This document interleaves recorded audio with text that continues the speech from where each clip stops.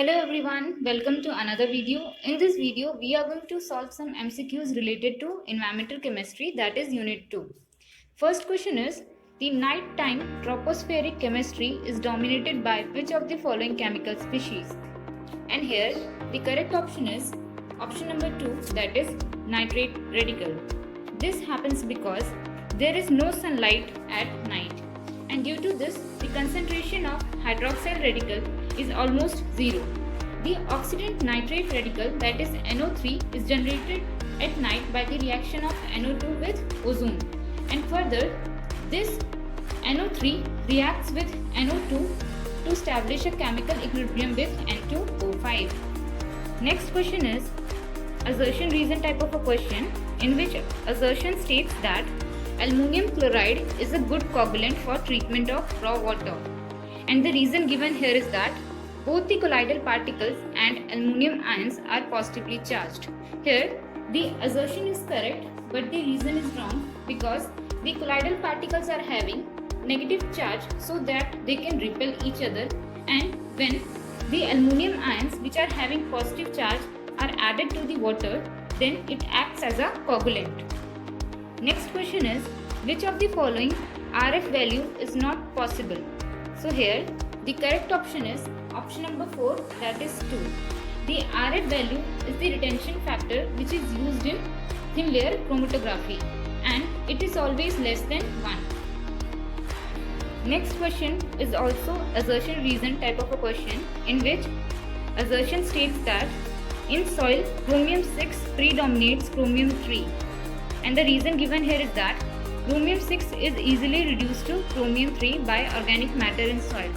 So here the assertion is not correct because it's the chromium 6 which is unstable, which is not stable, so it is predominated by chromium 3.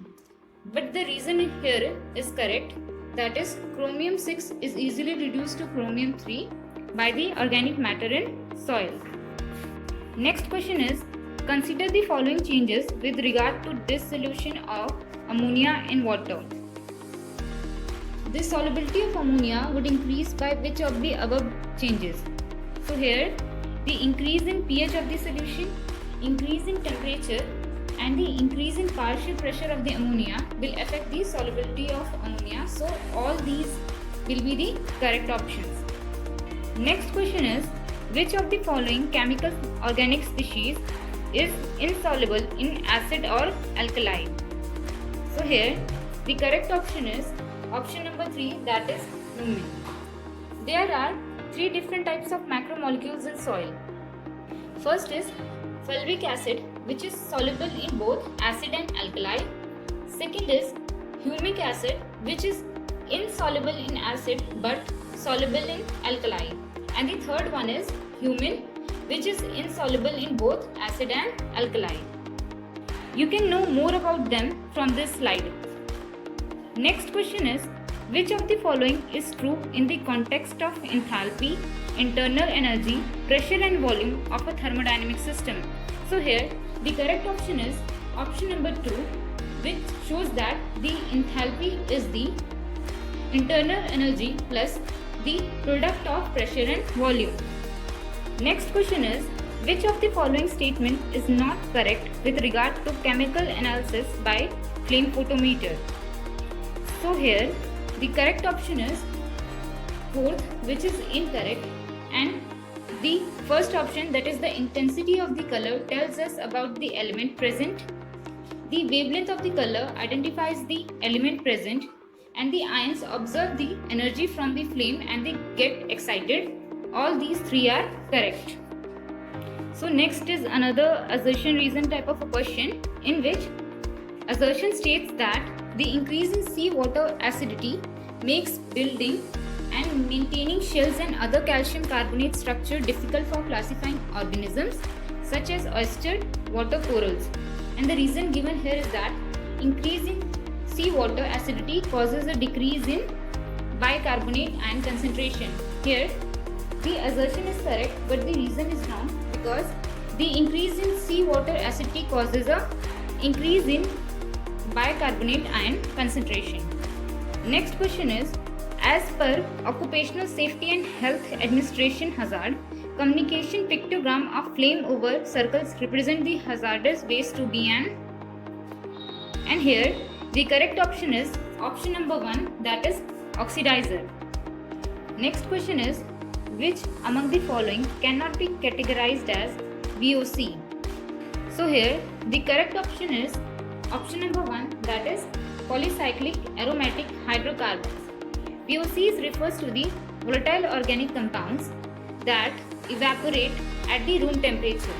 The polycyclic aromatic hydrocarbon persists in the environment as it is weakly soluble in water as well as it is weakly volatile compound. Next question is, maximum concentration of hydroxide radical in Earth's atmosphere is observed at, and here the correct option is option number 1, because in the equator, in the middle of troposphere, there is more sunlight. Next question is, the most photostable species in troposphere is, and here the correct option is N2O. This is because N2O is unreactive and it does not absorb much above 200 nanometer. Next question is match type of a question in which list 1 gives the environmental pollutants or gases and list 2 gives the instruments that are used for their analysis. For the analysis of polycyclic aromatic hydrocarbon, high performed liquid chromatography, that is HPLC, is used. For the analysis of heavy metals, atomic absorption spectroscopy is used. For the analysis of sulfate ions, ultraviolet visual spectrophotometer is used. And for the nucleotides analysis, electrophoresis is used. So here the correct option will be option number D. Here in the list 1 gases is given and in the list 2 measurement techniques are given. So the ozone is measured by the ultraviolet absorption. NOx or oxides of nitrogen are measured by chemiluminescence method. The sulfur dioxide is measured by pulsed fluorescence and the carbon monoxide is measured by infrared absorption. So here the correct option will be option number B. Let us see more method of measurement for the different pollutants.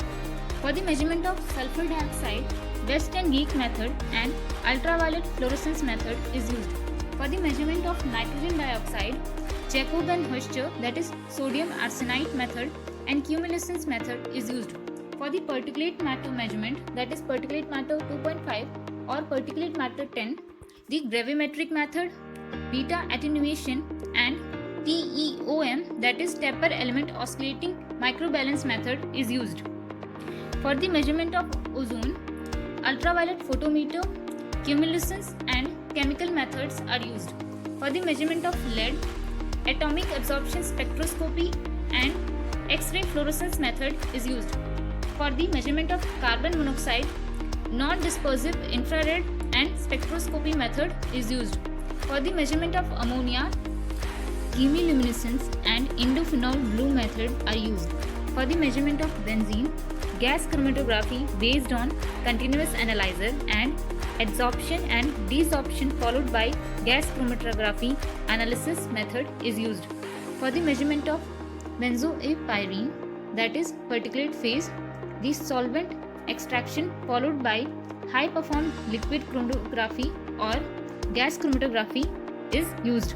For the measurement of arsenic and nickel, the atomic absorption spectroscopy and ICP, that is inductively coupled plasma method is used. So that's all for today. Hope you liked it. Thanks for watching.